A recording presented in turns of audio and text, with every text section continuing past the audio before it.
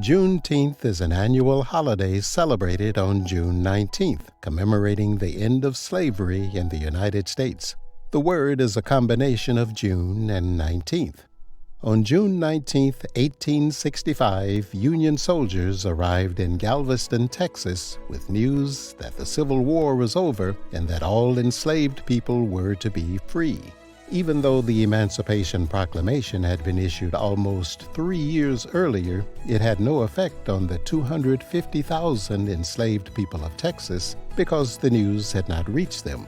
Over the next several years, widespread celebrations were held throughout Texas. Local governments refused to allow Juneteenth celebrations on public property, so families were forced to find rural areas and use churches for their gatherings.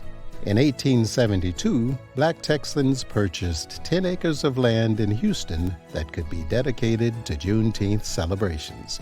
Juneteenth was informally celebrated up until 1980, when Texas, pursuant to legislation introduced by Representative Al Edwards, became the first state to proclaim Juneteenth as an official state holiday. In 2016, at age 89, activist Opal Lee began the trek from her home in Fort Worth, Texas, to Washington, D.C. in hopes of gaining support from Congress to officially name Juneteenth a national holiday. On June 17, 2021, with Opal Lee present, President Joe Biden signed legislation making Juneteenth a federal holiday. All 50 states and the District of Columbia recognize Juneteenth as a holiday or observance. Celebrations include prayer and religious services, speeches, educational events, family gatherings, backyard barbecues, and festivals and parades featuring exhibitions of African American music, literature, dance, and more.